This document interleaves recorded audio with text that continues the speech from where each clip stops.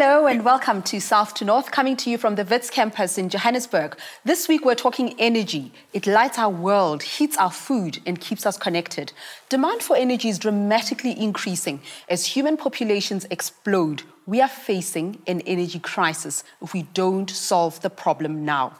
Well, experts are clear. Urgent solutions needed to be found to the current crisis. But what are these solutions? Is renewable energy like solar and wind power the right answer? I live in South Africa.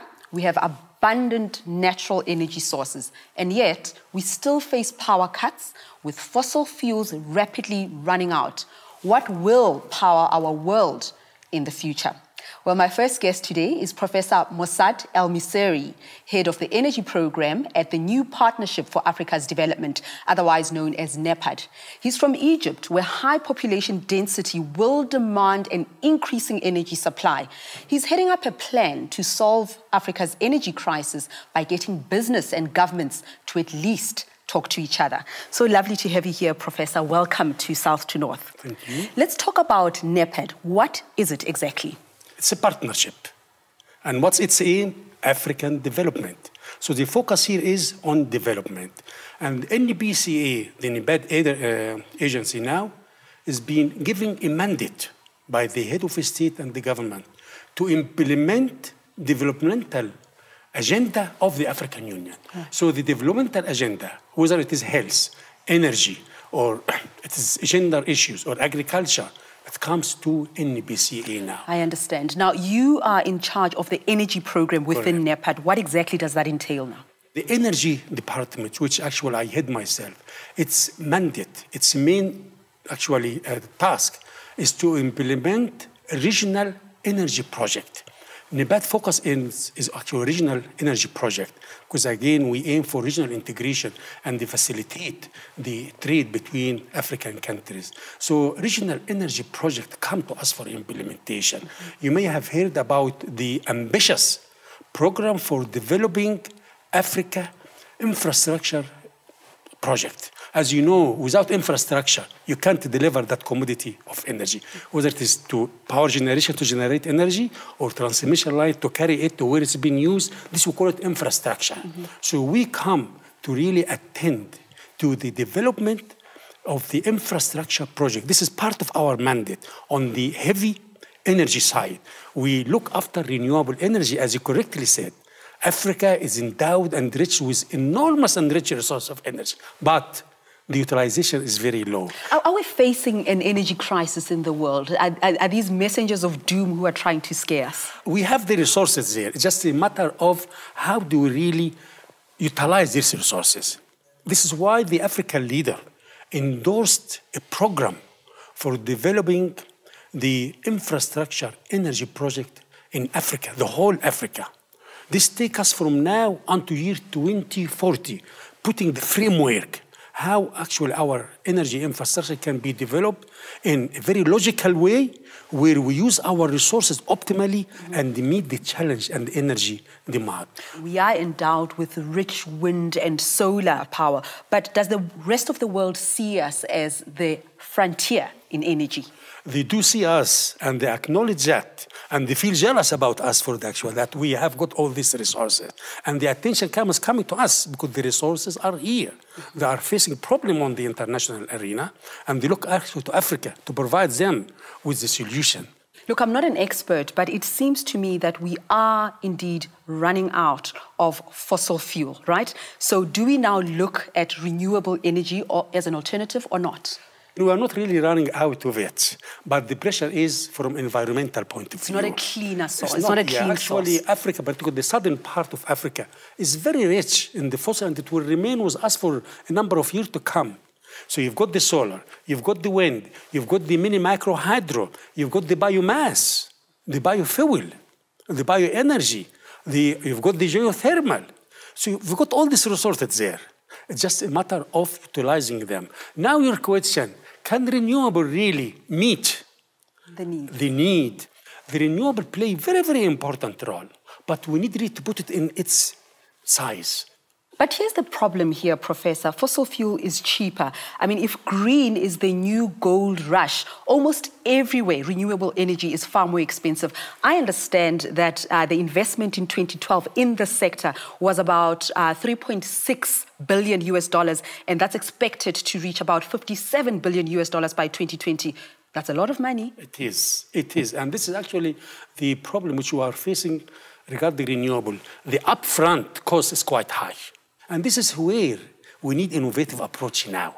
Government has to come, maybe to carry the capital cost, and then the consumer, with what he pays, he can really cover the operational costs. And this is what's happening in different parts of the world. Are you talking about government subsidies? Not subsidy. You see, when the government come and really put in money to develop renewable energy, it is not really giving subsidy to the user. It is simply making sure that its local resources are exploited and used to the benefit of the country. And instead of going and importing something and the money goes to the outside, the money remains inside. It's just really facilitating the development of that technology until it matures and the prices goes down. And again, the government can get its money back through what the consumer can pay as a tariff.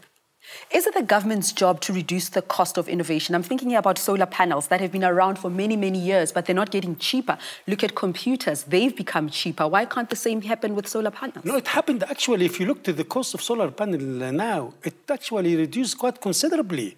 Before, enough for people to buy them?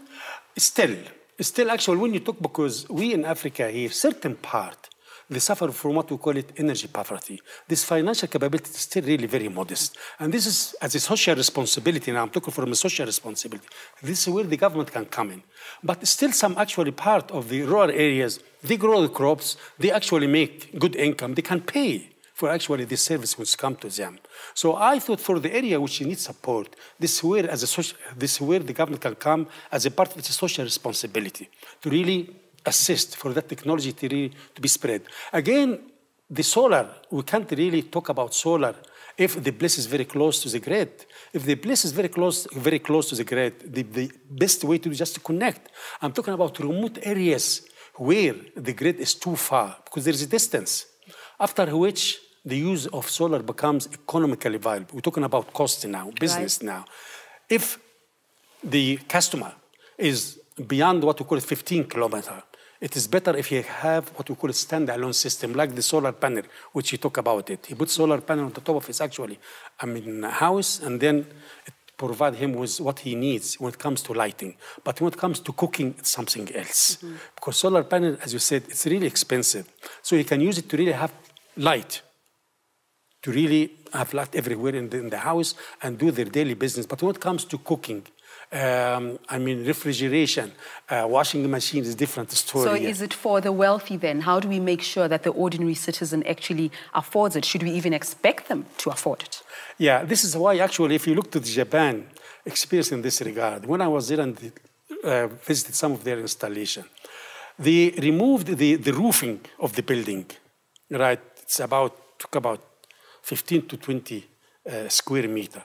And then instead of having the tile, they bought the solar panel. And then they developed the system which, beside the lighting, it can really provide you so many hours to cook, so many hours to run your washing machine, so many hours to run your refrigerator. But the system is rather actually expensive. And what the government is doing there, they are carrying half the cost. Mm-hmm. So it becomes actually more affordable now to the user. This is why I'm saying government has to really play its role, not a subsidy. It is just to really carry that cost and get it back on long term. They will get the investment back, but on the long term. Globally, are governments coming to the party in the way that you're challenging them to? They are. They're actually to a different degree. You talked about South Africa, what the government is doing. This is actually a good example. In some other parts of Africa here, the government is coming. And there's still other, it's need actually still to come. But the intention is there. They're quite aware of the responsibility. But it's a matter of financial constraint. Right. Well, it's the good time to bring in our next guest who will have a lot to say about the costs and the financial constraints. And he is the head of the World Energy Council, Dr. Christoph Frei. And the council has been around since the 1920s and is seen as the only truly global think tank or organization for people committed to a sustainable energy future. Dr. Christoph. Welcome. Thank you very much for joining us. Thank you. Thank you. Now, let's continue on that theme of costs and expenses. In this current global economic crisis, can we expect people to spend money that they don't have for greener source of energy? Well, first, before perhaps entering into that very specific question, I think I would like to enlarge the picture. We look at the energy as a place where we need a massive transformation. We would describe the big energy challenge as a trilemma. We would say, on the one hand, we have a massive issue on the energy access side. We have 1.3 billion people still without access. And if we want to electrify them, that's a big, big investment effort. On the other hand, we have an environmental challenge. We say by 2050, we need to halve our CO2 emissions, another massive challenge. And that in the same time horizon, by 2050, we expect a doubling of the global energy demand. So how do we bring those three together? That's the massive energy challenge. So I think we have to, in that challenge, find solutions that are affordable and practicable in all countries. Would you say we're facing an energy crisis? I mean, those scenarios that you've just painted are quite frightening. Well, you know, as perhaps I've heard from my colleague before, peak oil is not the issue. We have unconventionals that come to the table in massive amounts. We have, to give you figures, we had consumed about 1 trillion barrel of oil worldwide in our entire history. We have about 1.3 trillion barrel of conventionals reserves. But then the unconventionals have come to the table, and we have about 4.8 trillion barrels of unconventional, another trillion barrels of oil sand. So there's so much more coming to the table on the unconventional side that there's no problem with peak oil. One could summarize it if we look at the trilemma. We run out of climate long before we run out of oil. That's okay. That's very, very sobering indeed. But just talking about how the world is responding to the problems that you've just highlighted, it seems to me that there are sections of the population all over the world that have a laissez-faire attitude to this, as though we don't quite grasp the magnitude of the problem. Why is that? I think it's very fair to say that if you have an emergent issue to solve, then you look at the urgent issue first and at the long-term issue later. I think that's a simple question of legitimacy. I think there is a perception that if you don't eat, you want first to have food and only then care about food tomorrow. It's the same question in energy. It's a survival mood, but that doesn't mean we should not work out solutions together that address the trilemma in a balanced way. I think that look at all those aspects at the same time. I do find the terminology around energy and the climate quite daunting and overwhelming. Carbon credits, greenhouse gas emissions. How do we bring this conversation back to basics so that the poor person, the middle-class person in India, in Soweto, has a vested interest in energy supply?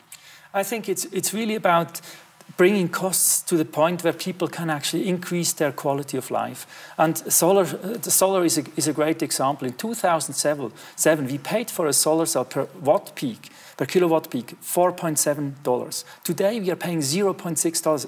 This price in 6 years has collapsed. And I think that's not the entire solution, because with solar alone, you cannot do it. We need storage, we need more efforts. And in other technologies, I think we would wish for breakthroughs to happen, and they do not happen. If we could wish for areas for breakthrough, if you look at storage, for instance, there is very slow progress. It took 7 years to bring costs down by 50%. If we could have breakthroughs in areas such as storage, that would change lives. There's an almost unfairness to all of this, that when we highlight these kind of problems, it seems that it's the poor who suffer the most should we run out of energy. And yet the biggest consumers elsewhere, who have the money to buy their way out of problems, somehow survive. The poorest pay the highest prices for energy. Lighting with a candle or a torch is simply so much more expensive than with electricity. So actually the poorest do pay the highest price, and that's the reason why we need those solutions that actually reach the 1.3 billion, over 200,000 villages that are still without electricity. Professor Mosad and I spoke earlier about funding this changeover, and he emphasized the role of the government. But then how do we take it further? Greater taxes on factories that emit gases, vehicles as well. What are your thoughts? Well, first, if you look at the global funding requirements, they're massive. In the next 20 years, we are expecting about half a world GDP. That's a massive amount of investment. There needs to be very good policies in place. We are talking about political risk. Every investor will always ask, before I invest somewhere, yes, political risk will keep me from doing it. And I think what we are, with our trilemma effort, we are trying to advise governments, in a sense, if they balance well the various priorities of society, that makes the political risk more stable, it makes investments more secure, and it will attract investors. And that's the reason why we need to balance the energy trilemma. Who benefits the most? Is it the people of the continent or the big conglomerates in the north? Linking countries together is an agenda of peace. It's an agenda of integration. It's an agenda, so people will benefit from that. Obviously, industry will have to benefit from it because the costs that will need to be covered by somebody will be supported by industry. So it's both. Well, I get a sense that we can't achieve this unless we form partnerships. All over the world, we are affected by that. And our next guest will know about the picture globally. Birgitta Resvik works for a Finnish multinational company, Fortum. They provide affordable energy solutions for Nordic countries, Russia and India, and she joins us now. Welcome. Have a seat, please. Have a seat. You've been in the sector for over 20 years, traveled all over the world. Is this a potential environment for profit-making for new investors? Well, of course, as a private company, we are listed on the stock exchange. I mean, we have to do profit investment, that's for sure. We are mainly focused in the Nordic area, where we are very fortunate, where we had very good production site with hydro, nuclear, and CHP and bio. And we are expanding into new technologies, wave technology and wind, etc., etc. We've been focusing on the developing world, but what is happening in the north? I mean, are there some common problems that we all experience and therefore some common solutions that we can all explore? I read somewhere that Denmark, for example, gets 20% of its energy from wind power. What can you tell us about those common solutions? Yes, we are very fortunate. We have a lot of hydropower, and hydropower is being more and more important when we are putting in and investing more in wind and also in solar from Germany, for instance, because the hydropower then can be regulated. So we can have this energy when it's not the sun is shining and the wind is not blowing. Then we have the hydropower. So that is a fortunate system. But you have to look in the total system. China gets criticized for building coal plants every single week, but then they are involved in some of the biggest investments in renewable energy. Are they on the right path? How do you feel about developments there? No, but I mean, of course, it's very interesting, as just Christoph talked about, the prices of solar cells. I mean, it has been cut down dramatically the last 5 years. And I mean, what we are doing in Sweden as well, we are selling solar cells. And I mean, there are people interested to buy it, but because the cost has really cut down, and we can see that it's now in Germany, for instance, it's more or less economic to invest in solar cells. And of course, when that is happening, it will go quite fast. Dr. Christoph, I'm also interested in your views on this. I mean, is China the greatest demonstration that there can be a symbiosis between rapid economic growth and renewable energy, therefore protecting the environment as well? They can go side by side. Well, first, perhaps a shocking figure. I mean, there's currently about 1,200 coal plants ordered, and 75% are in India and China. And obviously that stands next to the point that China is the world's largest investor in renewables. And yes, they do both, but they cannot afford to just set on one card. They have to do it all. Their challenge is so massive. They have to go for coal, nuclear, renewable, for everything they can get. So, you have mentioned it. They have, in 10 years, in a decade, they had the lowest growth rate. They were at 10% this year, which is the lowest in 10 years. And they have to fuel their growth with something. So it's a tough challenge, and they're doing certainly everything to balance their own trilemma. Professor Mosad, what do you think about that? The focus now is on hydropower. We are cutting on the fossil fuel, but we're continuing with it. We're not really, because there is no way we can live without it. We are cutting on the use of fossil and we're moving more to use our hydro resources. 93% of our hydro resources are not utilized, and they are there. Why you are leaving them? Let's talk about nuclear for a minute. Any concerns there? I mean, despite the disaster, the Fukushima disaster, Japan is still continuing investing in nuclear. Other countries are following suit, like South Africa. Do you have any concerns about that? Can we guarantee safety of this technology? Well, first, it has to be said that in Japan, currently out of the 54 reactors that were in operation during the accident of Fukushima, there's only 2 in operation at the moment. So there's still a lot of work to be done, actually, to convince the population that they can switch all the other nuclear power stations. So the discussion is certainly not over in Japan and elsewhere. We have seen many people asking in China, in India, in many large parts of the world, re-questioning the nuclear agenda. The short story is the nuclear is going to continue, but safety costs will go up. And yes, there is a weakness in the global governance system.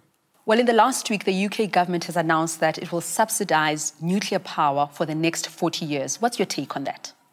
A country wants to be in low emission, then it has to take tough choices. Bold steps. It has to have bold, expensive decisions as well. It will be expensive to some extent, but I think we can, as a world, not afford to simply ignore climate change. It's simply not possible, and that means you have to make tough choices. And the UK has said, well, the nuclear should be part of their portfolio. So I think if they want to do it, industry will only come in if the framework is given that allows them actually to, again, take profit out of it. So somebody watching us now from anywhere in the world, I want them to leave with a sense that I too have a responsibility. I can do something here. Practical examples that you can give us. Let's start with you, Professor Mosad. What we can do actually is a combination of everything. If I target the house, you can really play your role and cut on the emission and save energy. A lady in her kitchen, if she can really use her stove quite properly, not really put the 4 rings on, and then until the food is cooked and then switches everything off. If you are using actually rings in your stove there, and you know in 5 minutes your food actually will be ready, switch off everything and use the energy which is there. You can play your role to save energy. The light which you use inside your house, and instead of using incandescent light, use the compact, and you can really save energy quite a lot in this regard. If you are driving a car, you don't need to speed up and just brake straight away by the traffic light. If you see the traffic light red in front of you, slow down. And by the time you reach there, the traffic light will actually turn red. So you saved your petrol, you saved your brake, and then you extended the life. This is just a simple example. There are many which we can talk, but if the time can allow us. Those seem doable to me. And Dr. Christoph, what are your examples or advice for us? Well, I think we're talking again about the massive transformation that is needed if you want to solve the energy trilemma. And I think that simply needs leadership at all levels, and everybody is concerned. If you're a minister, I think you should look at your policy and ask, how can I balance? Not go for what is sexy today, but what is balanced, a balanced approach between the social equity, environment, and the energy security side. If you're a mayor, you should ask, how can I accelerate or support walkways rather than motorways, perhaps, to make the quality of life better in my city? If you're simply a person, ask yourself, can I buy a smaller car? And lastly, I truly believe innovation will help us solve the thing. So there's lots of innovators there. There's lots to be done on that side. Birgitta, any advice? Yes, I like to take the consumer perspective, and I think the awareness is actually the way to start energy efficiency, and that is, of course, also in industry and as well, very important. But I think the engagement, and that's the way forward. And also, if you start to put a solar cell on your rooftop, then you start to think about that. How much does it give? Oh, well, I can have that light on. But otherwise, you're conscious about it because you can really see it. And I think awareness is important. And I think a lot of people will start acting when they realize that a lack of efficiency hits hard at your pocket. So to save ourselves money, let's adopt some of these measures. I've learned a lot from you this evening. Birgitta, thank you very much for joining us. Dr. Christoph, Professor Mosad, thanks indeed for joining us on South to North. There you have it, some ways that you can make a difference. If we all save a little electricity every single day, it can make a big, big difference. Thank you so much for joining me today. You can tweet your questions, comments and opinions to @AJ South to North or find us on Facebook. See you next week. Bye-bye.